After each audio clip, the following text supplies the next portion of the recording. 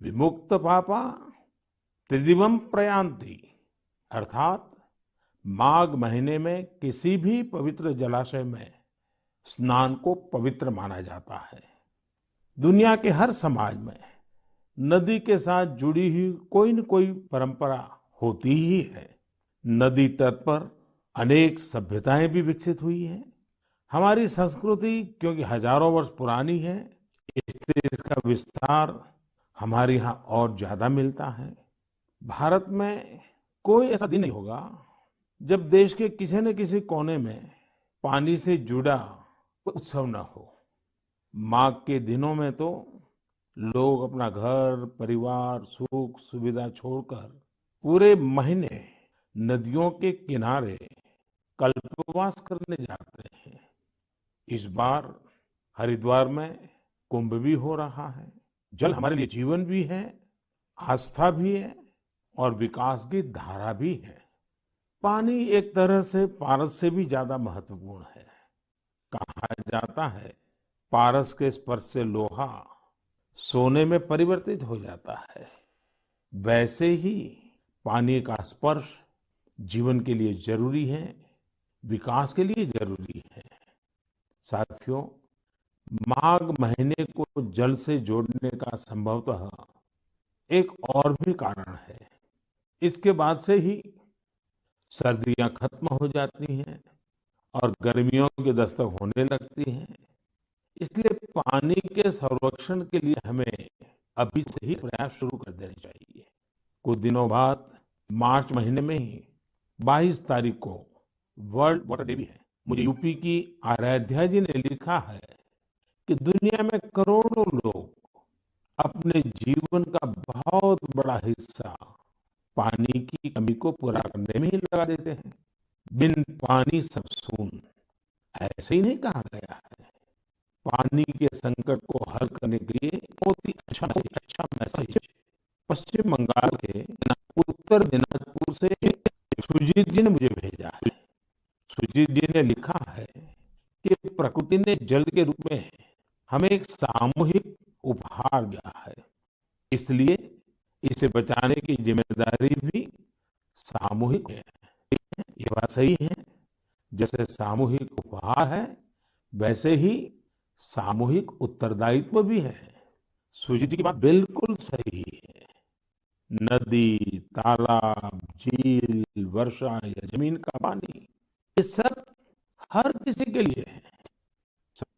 साथियों, एक समय था जब गांव में कुएं, पोखर, इनकी देखभाल सब मिलकर करते थे। अब ऐसा ही एक प्रयास तमिलनाडु के तिरुवन्नामलाई में हो रहा है। यहाँ स्थानीय लोगों ने अपने कुओं को संरक्षित करने के लिए अभियान चलाया हुआ है। ये लोग अपने इलाके में वर्षों से बंद पड़े सार्वजनिक कुओं को फिर से जीवित कर रहे हैं। मध्य प्रदेश के अगरोदा गांव की बबीता राजपूत जी भी जो कर रही है, उससे आप सभी को प्रेरणा मिलेगी। बबीता जी का गांव बुंदेलखंड में है। उनके गांव के पास कभी एक बहुत बड़ी थी जो सूख गई थी। उन्होंने गांव की ही दूसरी महिलाओं को साथ लिया और झील तक पानी ले जाने के लिए एक नहर बना दी। इस नहर से बारिश का पानी सीधे झील में जाने लगा। अब ये झील पानी से भरी रहती है। साथियों, उत्तराखंड के बागेश्वर में रहने वाले जगदीश कुनियाल जी का काम भी बहुत कुछ सिखाता है। जगदीश जी का गांव और आसपास का क्षेत्र पानी की जरूरतों के लिए एक प्राकृतिक स्रोत पर निर्भर था, लेकिन कई साल पहले ये स्रोत सूख गया। इससे पूरे इलाके में पानी का संकट गहराता चला गया। जगदीश जी ने इस संकट का हल वृक्षारोपण से करने की ठानी। उन्हें पूरे इलाके में गांव के लोगों के साथ मिलकर हजारों पेड़ लगाए और आज उनके इलाके का सूख चुका वो जल स्रोत फिर से भर गया है। साथियों, पानी को लेकर हमें इसी तरह अपनी सामूहिक जिम्मेदारियों को समझना होगा। भारत के ज्यादातर हिस्सों में मई जून में बारिश शुरू होती है। क्या हम अभी से अपने आसपास के जल स्रोतों की सफाई के लिए, वर्षा जल के संचयन के लिए 100 दिन का कोई अभियान शुरू कर सकते हैं। इसी सोच के साथ अब से कुछ दिन बाद जल शक्ति मंत्रालय द्वारा भी जल शक्ति अभियान कैच द रेन भी शुरू किया जा रहा है। इस अभियान का मूल मंत्र है catch the rain where it falls when it falls. हम अभी से जुटेंगे, हम पहले से जो रेन वाटर हार्वेस्टिंग सिस्टम है उन्हें दुरुस्त करवा लेंगे, गांवों में तालाबों में पोखरों की सफाई करवा लेंगे, जल स्रोतों तक जा रहे पानी के रास्ते की रुकावटें दूर कर लेंगे, तो ज्यादा से ज्यादा वर्षा जल का संचयन कर पाएंगे। मेरे प्यारे देशवासियों, जब भी माघ महीने और इसके आध्यात्मिक सामाजिक महत्व की चर्चा होती है तो ये चर्चा एक नाम के बिना पूरी नहीं होती। ये नाम है संत रविदास जी का। माघ पूर्णिमा के दिन ही संत रविदास जी की जयंती होती है। आज भी संत रविदास जी के शब्द, उनका ज्ञान हमारा पथ प्रदर्शन करता है। उन्होंने कहा था, एकई माटी के सब भांडे, सबका एको सृजनहार। रविदास व्यापई एकई घट भीतर, सबको एकई घड़े कुम्हार। हम सभी एक ही मिट्टी के बर्तन हैं, हम सभी को एक ने ही गढ़ा है। संत रविदास जी ने समाज में व्याप्त विकृतियों पर हमेशा खुलकर अपनी बात कही। उन्होंने इन विकृतियों को समाज के सामने रखा, उसे सुधारने की राह दिखाई। और तभी तो मीरा जी ने कहा था, गुरु मिलिया रैदास दीनी ज्ञान की घुटकी। ये मेरा सौभाग्य है कि मैं संत रविदास जी की जन्मस्थली वाराणसी से जुड़ा हुआ हूँ। संत रविदास जी के जीवन की आध्यात्मिक ऊंचाई को और उनकी ऊर्जा को मैंने उस तीर्थ स्थल में अनुभव किया है। साथियों, रविदास जी कहते थे, करम बंधन में बंद रहियो, फल की नात जियो आस। कर्म मानुष का धर्म है, सत भाखे रविदास। अर्थात हमें निरंतर अपना कर्म करते रहना चाहिए, फिर फल तो मिलेगा ही मिलेगा। यानी कर्म से सिद्धि तो होती ही होती है। हमारे युवाओं को एक और बात संत रविदास जी से जरूर सीखनी चाहिए। युवाओं को कोई भी काम करने के लिए खुद को पुराने तौर तरीकों में बांधना नहीं चाहिए। आप अपने जीवन को खुद ही तय करिए, अपने तौर तरीके भी खुद बनाइए और अपने लक्ष्य भी खुद ही तय करिए। अगर आपका विवेक, आपका आत्मविश्वास मजबूत है तो आपको दुनिया में किसी भी चीज से डरने की जरूरत नहीं है।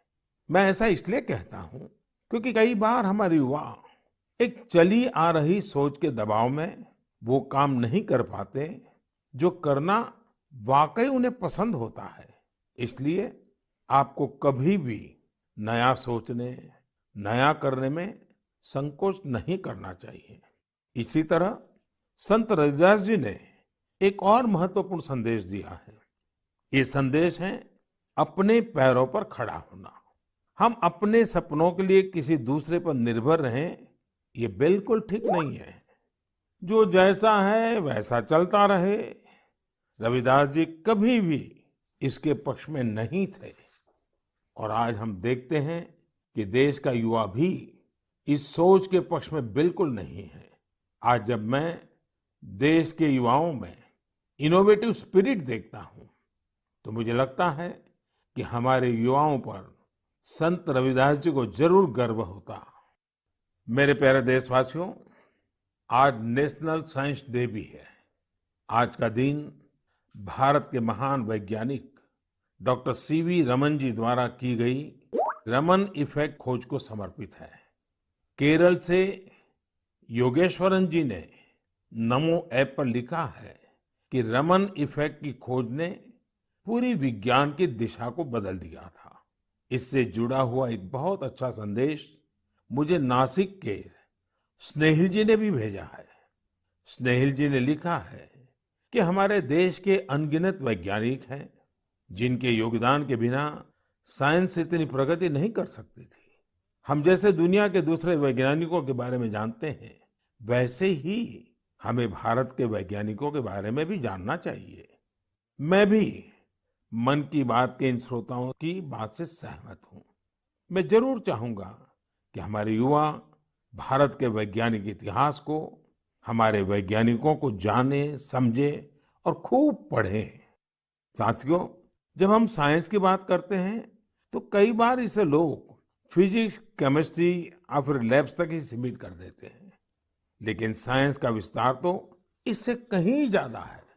और आत्मनिर्भर भारत अभियान में साइंस की शक्ति का बहुत योगदान भी है। हमें साइंस को लैब टू लैंड के मंत्र के साथ आगे बढ़ाना होगा। उदाहरण के तौर पर हैदराबाद के चिंतला वेंकट रेड्डी जी हैं। रेड्डी जी के एक डॉक्टर मित्र ने उन्हें एक बार विटामिन डी की कमी से होने वाली बीमारियां और उसके खतरों के बारे में बताया। रेड्डी जी किसान हैं। उन्होंने सोचा कि वो इस समस्या के समाधान के लिए क्या कर सकते हैं।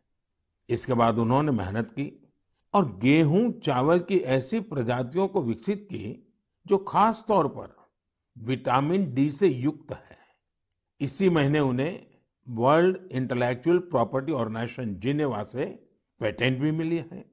ये हमारी सरकार का सौभाग्य है कि वेंकट रेड्डी जी को पिछले साल पद्मश्री से भी सम्मानित किया था।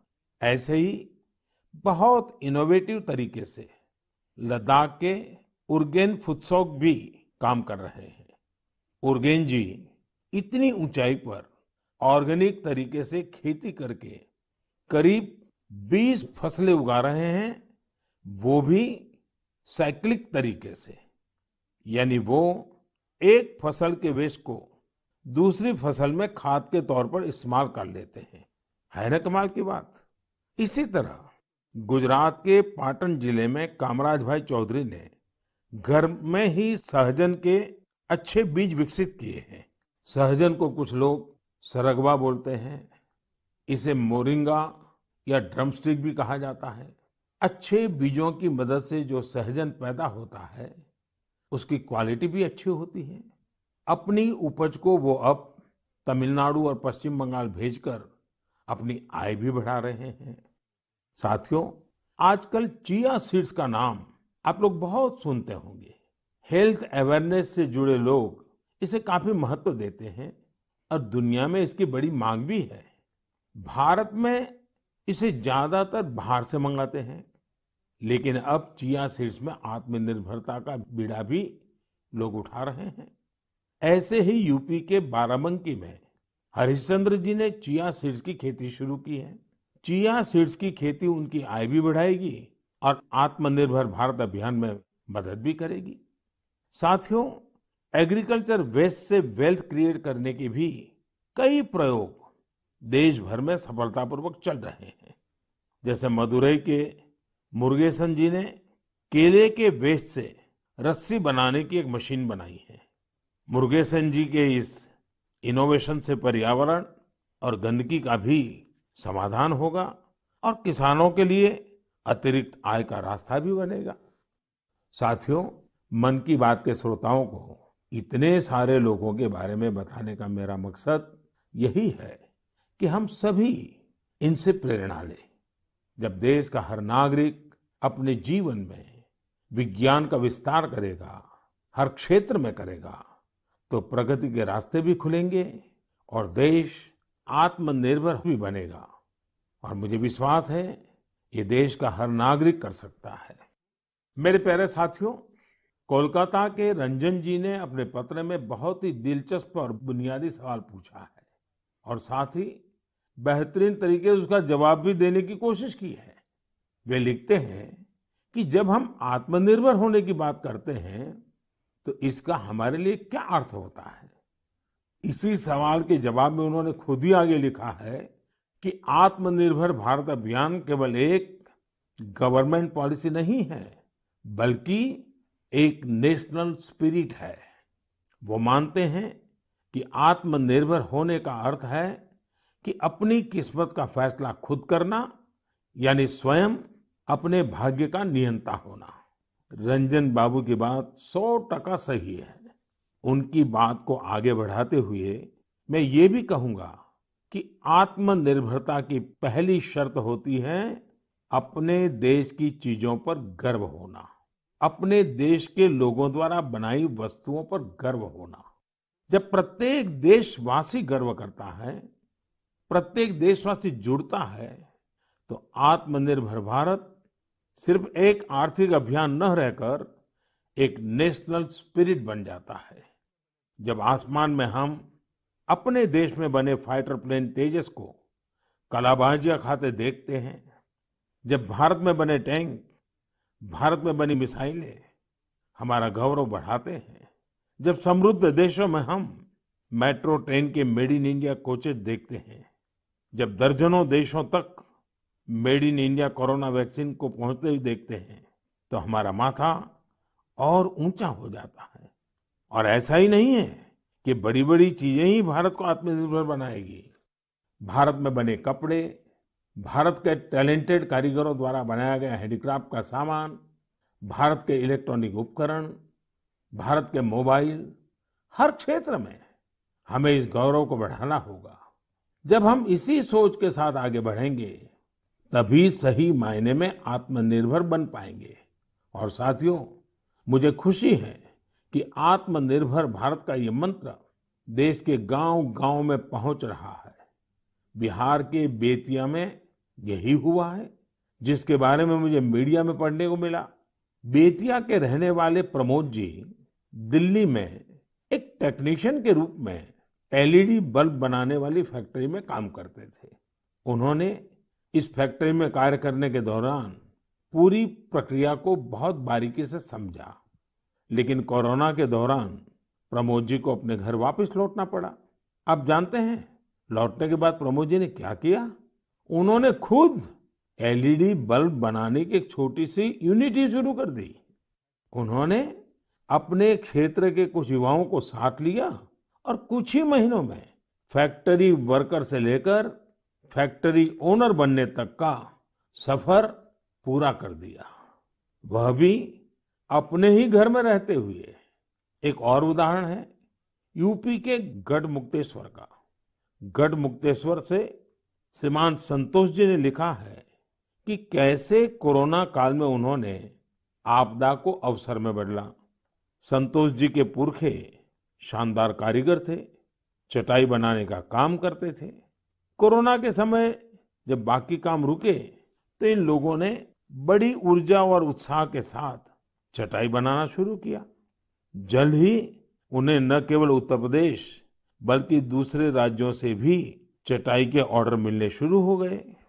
संतोष जी ने यह भी बताया है, इससे इस क्षेत्र की सैकड़ों साल पुरानी खूबसूरत कला को भी एक नई ताकत मिली है। साथियों, देश भर में ऐसे कई उदाहरण हैं जहां लोग आत्मनिर्भर भारत अभियान में इसी तरह अपना योगदान दे रहे हैं। आज यह एक भाव बन चुका है जो आम जनों के दिलों में प्रवाहित हो रहा है। मेरे प्यारे देशवासियों, मैंने नमो ऐप पर गुड़गांव निवासी मयूर की एक इंटरेस्टिंग पोस्ट देखी। वे पैशनेट बर्ड वॉचर और नेचर लवर है। मयूर जी ने लिखा है कि मैं तो हरियाणा में रहता हूं, लेकिन मैं चाहता हूं कि आप असम के लोगों और विशेष रूप से काजीरंगा के लोगों की चर्चा करें। मुझे लगा कि मयूर जी राइनोज के बारे में बात करेंगे, जिन्हें वहां का गौरव कहा जाता है। लेकिन मयूर जी ने काजीरंगा में वाटरफॉल्स की संख्या में हुई बढ़ोतरी को लेकर असम के लोगों की सराहना के लिए कहा है। मैं ढूंढ रहा था कि हम वाटरफॉल्स को साधारण शब्दों में क्या कह सकते हैं, तो एक शब्द मिला, जल पक्षी। ऐसे पक्षी जिनका बसेरा पेड़ों पर नहीं पानी पर होता है, जैसे बतख वगैरह। Kaziranga national park and tiger reserve authority कुछ समय से एनुअल वाटरफॉल सेंसस करती आ रही है। इस सेंसस से जल पक्षियों की संख्या का पता चलता है और उनके पसंदीदा हैबिटेट की जानकारी मिलती है। अभी 2-3 सप्ताह पहले ही सर्वे फिर हुआ है। आपको भी ये जानकर खुशी होगी कि इस बार जल पक्षियों की संख्या पिछले वर्ष की तुलना में करीब 175% ज्यादा आई है। इस सेंसस के दौरान काजीरंगा नेशनल पार्क में बर्ड्स की कुल 112 स्पीशीज को देखा गया है। इनमें से 58 स्पीशीज यूरोप, सेंट्रल एशिया और ईस्ट एशिया सहित दुनिया के विभिन्न हिस्सों से आए विंटर माइग्रेंट्स है। इसका सबसे महत्वपूर्ण कारण यह है कि यहाँ बेहतर वाटर कंजर्वेशन होने के साथ ह्यूमन इंटरफेरेंस बहुत कम है। वैसे कुछ मामलों में पॉजिटिव ह्यूमन इंटरफेरेंस भी बहुत महत्वपूर्ण होता है। असम के श्री जादव पायेंग को ही देख लीजिए। आप में से कुछ लोग उनके बारे में जरूर जानते होंगे। अपने कार्यों के लिए उन्हें पद्म सम्मान मिला है। श्री जादव पायेंग वो शख्स हैं जिन्होंने असम में मजुली आइलैंड में करीब 300 हेक्टेयर प्लांटेशन में अपना सक्रिय योगदान दिया है। वे वन संरक्षण के लिए काम करते रहे हैं और लोगों को प्लांटेशन एवं बायोडायवर्सिटी के कंजर्वेशन को लेकर प्रेरित करने में भी जुटे हुए हैं। साथियों, असम में हमारे मंदिर भी प्रकृति के संरक्षण में अपनी अलग ही भूमिका निभा रहे हैं। यदि आप हमारे मंदिरों को देखेंगे तो पाएंगे कि हर मंदिर के पास तालाब होता है। हजो स्थित हयाग्रीव मधेब मंदिर, सोनितपुर के नागशंकर मंदिर और गुवाहाटी में स्थित उग्रतारा टेम्पल के पास इस प्रकार के कई तालाब हैं। इनका उपयोग विलुप्त होते कछुओं की प्रजातियों को बचाने के लिए किया जा रहा है। असम में कछुओं की सबसे अधिक प्रजातियां पाई जाती हैं। मंदिरों के ये तालाब कछुओं के संरक्षण, प्रजनन और उनके बारे में प्रशिक्षण के लिए एक बेहतरीन स्थल बन सकते हैं। मेरे प्यारे देशवासियों, कुछ लोग समझते हैं कि इनोवेशन करने के लिए आपका साइंटिस्ट होना जरूरी है। कुछ सोचते हैं कि दूसरों को कुछ सिखाने के लिए आपका टीचर होना जरूरी है।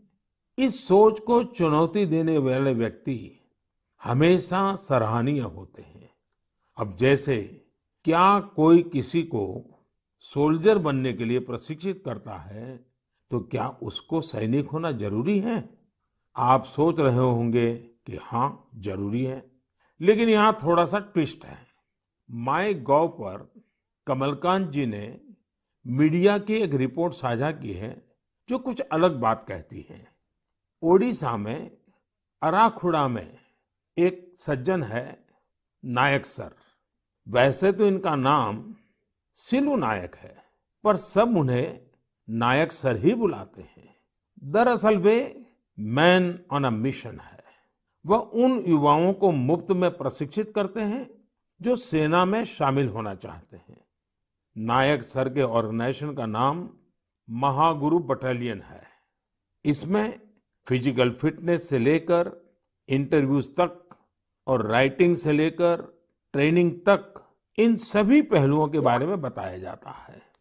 आपको यह जानकर हैरानी होगी कि उन्होंने जिन लोगों को प्रशिक्षण दिया है, उन्होंने थल सेना, जल सेना, वायुसेना, सीआरपीएफ, बीएसएफ ऐसे यूनिफॉर्म फोर्सेस में अपनी जगह बनाई है। वैसे आप ये जानकर भी आश्चर्य से भर जाएंगे कि सिलू नायक जी ने खुद ओडिशा पुलिस में भर्ती होने के लिए प्रयास किया था, लेकिन वो सफल नहीं हो पाए।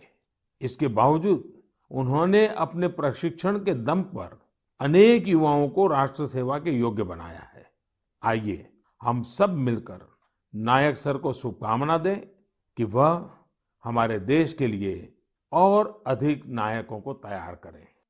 साथियों, कभी-कभी बहुत छोटा और साधारण सा सवाल भी मन को झकझोर जाता है।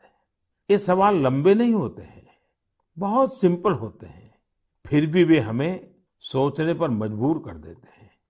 कुछ दिन पहले हैदराबाद की अपर्णा रेड्डी जी ने मुझसे ऐसा ही एक सवाल पूछा।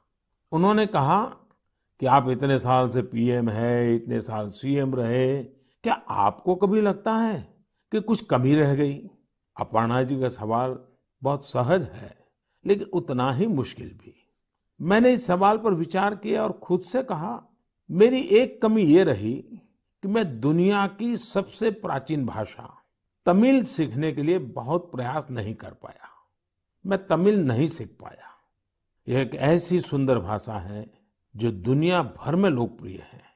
बहुत से लोगों ने मुझे तमिल लिटरेचर की क्वालिटी और इसमें लिखी गई कविताओं की गहराई के बारे में बहुत कुछ बताया है।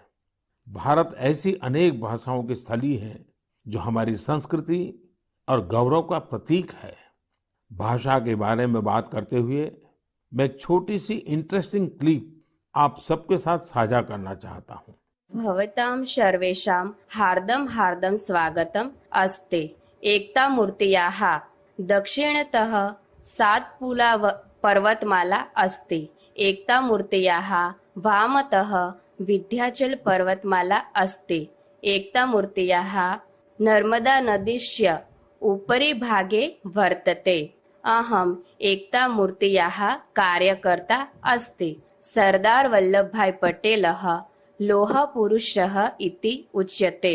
दरअसल अभी जो आप सुन रहे थे वो स्टैच्यू ऑफ यूनिटी पर एक गाइड संस्कृत में लोगों को सरदार पटेल की दुनिया की सबसे ऊंची प्रतिमा के बारे में बता रही है।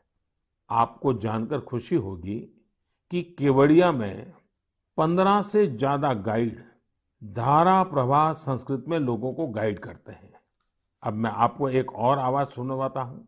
कन्निकं प्रक्षेपकाय कान्हा ब्रह्मचारी कन्दुकं प्रक्षिप्तवान् तदा शान्तदा संस्कृत महाविद्यालयस्य दलनायकः अखिलेश पाण्डेयः तीव्रगत्या कण्ठफलकेन कन्दुकं ताडितं तदा आकाशमार्गेण उड्डीयन् कन्दुकं सीमारेखातः बहिर्गतवतः खड्गधावनम् तेषां कोशे खड्गधावनम्। आप भी इसे सुनकर हैरान हो गए होंगे। दरअसल ये संस्कृत में की जा रही क्रिकेट कमेंट्री है। वाराणसी में संस्कृत महाविद्यालयों के बीच एक क्रिकेट टूर्नामेंट होता है।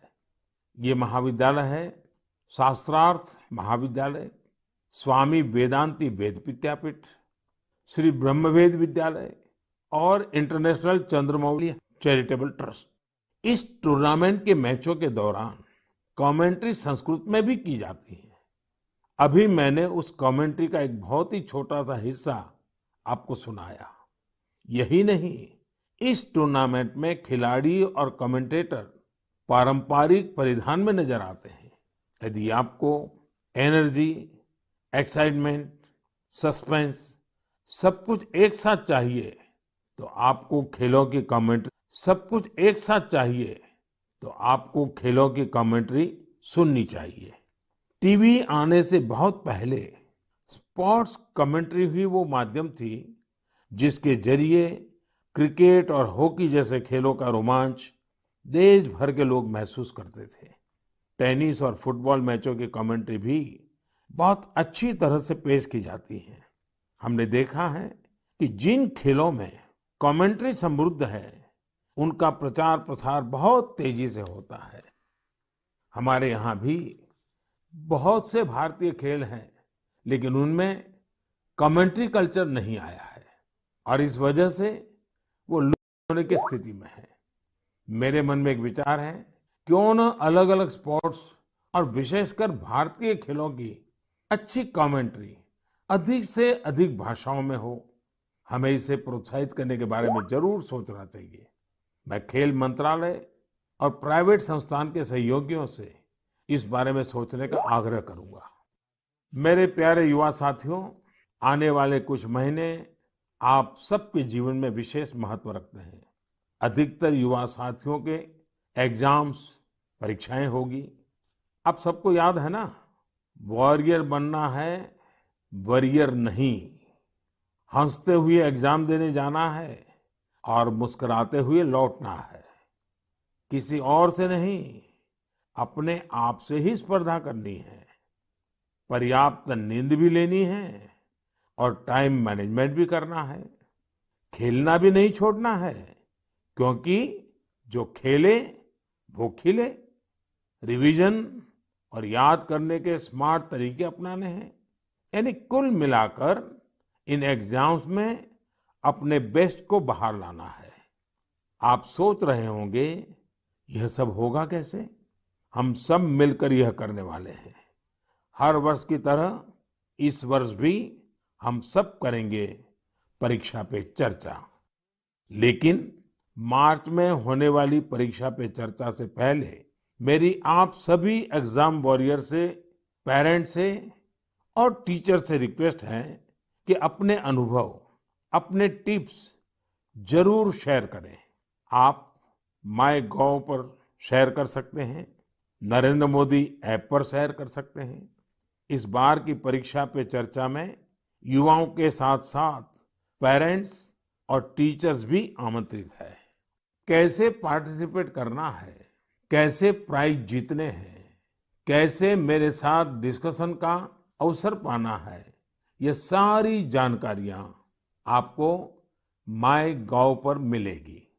अब तक 1 लाख से अधिक विद्यार्थी, करीब 40,000 पेरेंट्स और तकरीबन 10,000 टीचर भाग ले चुके हैं।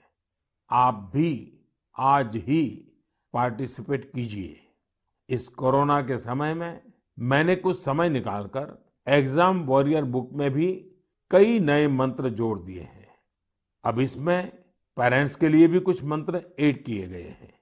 इन मंत्रों से जुड़ी ढेर सारी interesting activities Narendra Modi app पर दी हुई है, जो आपके अंदर के एग्जाम वॉरियर को इग्नाइट करने में मदद करेगी।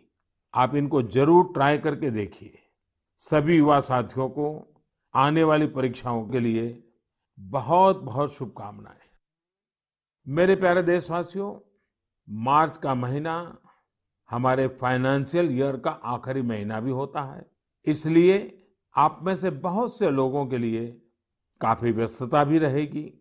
अब जिस तरह से देश में आर्थिक गतिविधियां तेज हो रही हैं, उससे हमारे व्यापारी और उद्यमी साथियों की व्यस्तता भी बहुत बढ़ रही है।